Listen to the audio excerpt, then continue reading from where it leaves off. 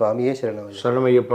మరి మాలధారణ చేసిన వాళ్ళ కుటుంబ సభ్యులు, భార్య, వీళ్ళందరూ ఎలాంటి నియమాలు పాటించాలి? ఇది చాలా ఆలోచింపజేయవలసినటువంటి ఒక విషయం.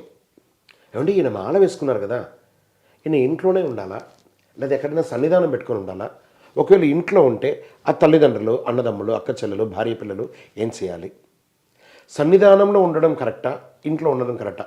ఇవి కూడా ఈ ప్రశ్నలో ఒక భాగమే అనుకోవచ్చు. మనం మాల వేసుకునేది మన భార్య పిల్లలు, తల్లిదండ్రులు, అక్క చెల్లెలు, అన్నదమ్ములు అందరూ బాగా ఉండడం కోసం తీసే ఒక దీక్షనే ఈ యొక్క అయ్యప్ప దీక్ష. మరి నేను ఇక్కడ ఉండనండి, ఎక్కడో ఒక సన్నిధానం పెట్టుకొని ఉంటానంటే, మీ ఇంట్లో కుటుంబ సభ్యులందరూ వేరే ఊరిలో ఉన్నారనుకుందాం, మీ భార్య మీ పాప మాత్రమే ఇక్కడ ఉంది, పాపకు హై ఫీవర్, మీరు సన్నిధానంలో ఉంటారు, ఇంటికి రారు, ఆ పాపను ఎవరు తీసుకుపోయి చూపించాలి? నేను మాలేసుకున్నా, నాకు సంబంధం లేదు, మా ఇంట్లో ఆడవాళ్ళు మేము ముట్టుకోమంటే చేయం. ఏమండి, మీరు బ్రహ్మచర్య దీక్ష ఉన్నారు కానీ సన్యాస దీక్ష తీసుకోవట్లేదు. మీరు మాల వేసుకున్న 40 రోజులు మీరు బ్రహ్మచర్యం ఉంటున్నారు. అందుకని మీ భార్య అయిపోకుండా కాదు, బాగా గుర్తుపెట్టుకోవాలి. మీరు పడి పూజ చేస్తే మీ పక్కన మీ శ్రీమతి కూర్చొని పూజ చేయాలి. అది తాకినంత మాత్రాన ఏం కరెంట్ రాదు. మనం ఏమని చెప్తున్నాం? మాళగిపురం అమ్మ అని అంటున్నాం. అంతటి పవిత్రమైనటువంటి దీక్ష. మీరు మాల వేసుకున్నారనుకుంటాం, మీ ఇంట్లో తల్లిదండ్రులు ఉంటారు, వృద్ధులు ఉంటారు, షుగర్ పేషెంట్స్ ఉంటారు, పెద్దవాళ్ళు ఉంటారు, అన్ని రకాల వయసు పడిన తర్వాత వారికి ఉన్నటువంటి శరీర ఉపాధులు ఉంటాయి. వాళ్ళని దృష్టిలో పెట్టుకొని మీరు త్వరగా ఆహారం చేస్తే మీరు తిన్న తర్వాత ఆ ప్రసాదాన్ని వాళ్ళ ఇంట్లో వాళ్ళందరూ తీసుకోవాలి అనేది ఒక లెక్క. ఇంట్లో ఆడవాళ్ళు ఉన్నారు చూసారా, మీ ఇంట్లో అయ్యప్ప దీక్ష పీఠం పెట్టుకొని మీ స్వామి ఉన్నారు, మీరు వారికంటే ముందు లేచి ఇల్లంతా తుడిచి చక్కగా ఆ స్వామి ఆ నామస్మరణతో, ఇంతకుముందు కాలంలో మీరు గమనించున్నారా, ఇప్పుడు ఆ సౌండ్ మనకు వినడం మర్చిపోయాం. అప్పట్లో వాకింగ్ వెళ్తాం అనుకోండి, 4 గంటలకు 5 గంటలకు అట్లా వెళ్ళేటప్పుడు ఏ ఇంటి బయట పోయినా కౌసల్య సుప్రజారామ పూర్వ సంధ్యా ప్రవర్తతే అని ఆ సౌండ్ వినబడుతూ ఉండేది, ఆ రేడియోలోనో టీవీలోనో అంతా. ఇప్పుడు అవన్నీ కనుమరుగైపోయింది. ఈ అయ్యప్ప నామస్మరణతో అయ్యప్ప ఆ కల్చర్ని తీసుకొని వస్తున్నాడు. ఆ ఇల్లంతా లైట్ వేసి ధూపం వేసి ఆ ఇంట్లో ఆడవాళ్ళందరూ కూడా స్నానం చేయండి, తలస్నానం చేయండి చక్కగా. ఏమండి, మాకు ఆరోగ్యం కుదరదండి, 2 పూట్ల తలస్నానం చేయాలండి. ఈ మాల వేసుకున్న స్వామి చేస్తున్నారు కదా, ఇంట్లో వాళ్ళకి కనీసం ఒక్కసారైనా ప్రయత్నం చేయండి. తర్వాత ఈ మాల వేసుకున్న స్వాములు కూడా, మీలో షుగర్ పేషెంట్స్, బీపీ పేషెంట్స్, మీరు డాక్టర్ పరిధిలో ఉన్న వాళ్ళు చూస్తారా, గురుస్వామి లేదా నా మాట వినకండి.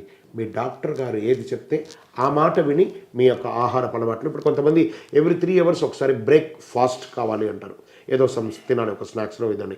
అందుకని అడ్డమైన ఆయిల్ ఫుడ్స్ అంతా తినకుండా ఏది డాక్టర్ చెప్తారో దాని ప్రకారం షుగర్ పేషెంట్స్కి మాత్రం ఆహార నియమాల్లో ఒక చిన్న ఉపశమనమే, కానీ ఆయన తింటున్నారని కనబడ్డ ప్రతి ఒక్కరు తినడం కాదు. అది కూడా లిమిట్గా ఎంత తినాలో అంతే, కొంత తిని ఆ షుగర్ పేషెంట్స్ అలా తినాలి. ఇంట్లో వాళ్ళు సాయంత్రం పూట మళ్ళీ స్నానం చేయాలండి, ఆయనకి వండి పెడతాం కదండి, అవకాశం ఉంటే చేయండి. మీరు కేరళ రాష్ట్రంలో పోయండి, వృద్ధులు సైతం ఉదయం సాయంత్రం స్నానం చేస్తారండి అక్కడ రెగ్యులర్గానే, ఈ దీక్షలో కాదు, రెగ్యులర్గానే చేయడం వల్ల శరీరంలో ఉన్న మాలిన్యం అంతా పోతుంది. ఎందుకంటే పడక మీద పడుకుంటాం, అటు ఇటు తిరుగుతాం, తలకి శిరసే కదా ముఖ్యం. ఆ సరే అవకాశం ఉంటే స్నానం చేయండి ప్రతిసారి, మంచిదే. పెద్దవాళ్ళకి ఇది ఒక ఎగ్జామ్షన్, ఇంట్లో వాళ్ళకి మీరు ఎలా ఉంటారో అలా ఉండండి, కానీ ఖచ్చితంగా శ్రీమతి అయితే అలా ఉండడానికి ప్రయత్నం చేయండి. ఇంకా ఏమండి, మా వారే మాల వేసుకున్నారు, మరి మా ఇంట్లో వాళ్ళందరూ మధుమాంసాలు స్వీకరించవచ్చా?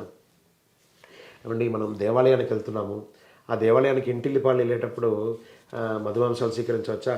ఆ ఒక్క స్వామి దీక్ష తీసుకుంటే సాక్షాత్ మనం దేవాలయానికి వెళ్తాం, కానీ మాల వేసుకున్న స్వామి మన ఇంటికి వచ్చేస్తే మన ఇల్లే దేవాలయం అయిపోయింది కదా.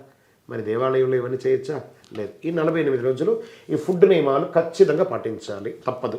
తర్వాత ఎలా వాళ్ళకి ఏమైనా నియమాలు ఏమైనా ఉంటుంది, ఈయన లేవడానికి ముందు వాళ్ళు లేవాలంటే లేవాలి కదా. ఒక 48 రోజులు ప్రాక్టీస్ చేద్దాం. అది మళ్ళీ రానున్న 324 రోజులకి అది ఒక నానుడిగా ఉంటుంది, చాలా అద్భుతంగా ఉంటుంది, డిసిప్లిన్ అవుతాం. 8ంటికి నిద్ర లేసాం, 5 గంటలకు లేద్దాం. మన ఇంట్లో అయ్యప్ప ఉన్నాడు కదా, అందరం ఆయన అక్కడ లోపల కూర్చొని సన్నిధానంలో పూజ చేస్తుండగా మీరందరూ బయట కూర్చొని ఆయన స్వామి అంటే మీరందరూ శరణమయ్యప్ప అని చూడండి, అనుగ్రహం ఎలా వస్తుందో అలా ఇంటిలిపాల అనుగ్రహం పొందేద్దాం. శరణమయ్యప్ప. స్వామి, ఇప్పుడు మాలను వేసుకున్న తర్వాత మొట్టమొదటి కన్యస్వామి అని, తర్వాత కత్తి స్వామి కదా, ఇలా స్వాములు ఎన్ని రకాలుగా స్వాముల పేర్లు ఉంటాయి. ఎప్పుడు గురుస్వామి అవుతాడు, అదొకటి.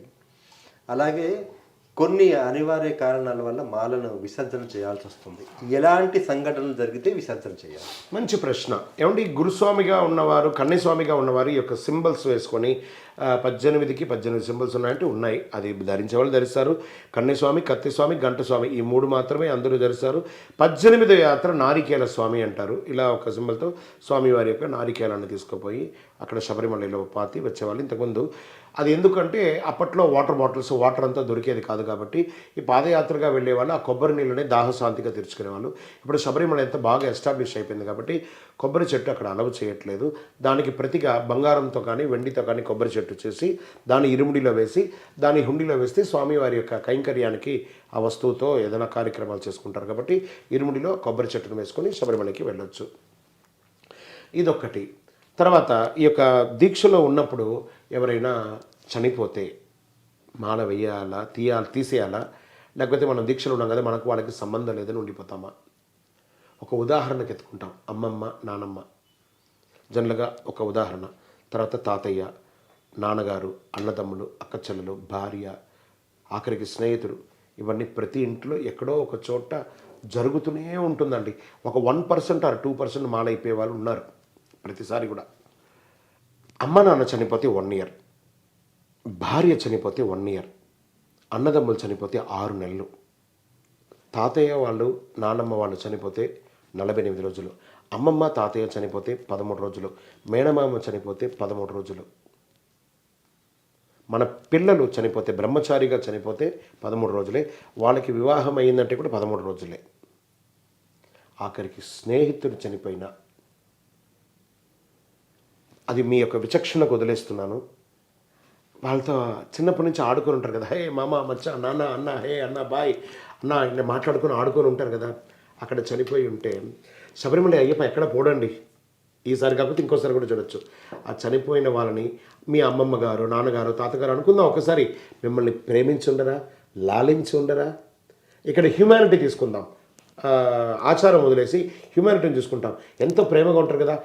ఆఖరికి చనిపోయినప్పుడు కూడా చూడకపోతే మీలో ఒక భావన ఉంటుంది, నేను అయ్యప్పలో ఉండిపోయాను, లాస్ట్కి నేను చూడలేదే అనే ఒక భావన మీ మైండ్లో జీవితకాలం మీరు చనిపోయేంత వరకు ఉండిపోతుంది. ఆ సమయంలో మాల ఇప్పండి. ఎవరు దుఃఖంలో ఉన్నారో ఆ దుఃఖంలో పాల్గొనండి. తర్వాత అవకాశం ఉంటే 13 రోజుల తర్వాత 40 రోజులకు అవకాశం ఉంటే మాల వేసుకోండి, లేదా సివిల్లో వెళ్ళిరండి. ఈ చనిపోయినప్పుడు మాల ఇప్పాలా లేదా అని ఇక్కడ గుండె మీద చేసుకొని నిర్ణయం తీసుకోండి. మాలాంటి వీడియోలు చూసో ఇంకొకరి దగ్గర అడిగో చేయకండి. నేను ఇప్పుడు అక్కడ ఉండడం, ఆ చనిపోయిన వాళ్ళ తర్వాత వాళ్ళ ఇంట్లో వాళ్ళని పరామర్శించడానికి మానవతా దృక్పథంతో మీరు అక్కడ ఉండాలా లేదా అని ఆలోచించుకోండి. అయ్యప్ప ఎక్కడ పోడు, కానీ ఆ చనిపోయిన వాళ్ళని ఇప్పుడు చూడకపోతే జీవితకాలం చూడరు. మీకు ఆ యొక్క తప్పు చేసిన భావన మీకు జీవితకాలం ఉండిపోతుంది. శరణం అయ్యప్ప.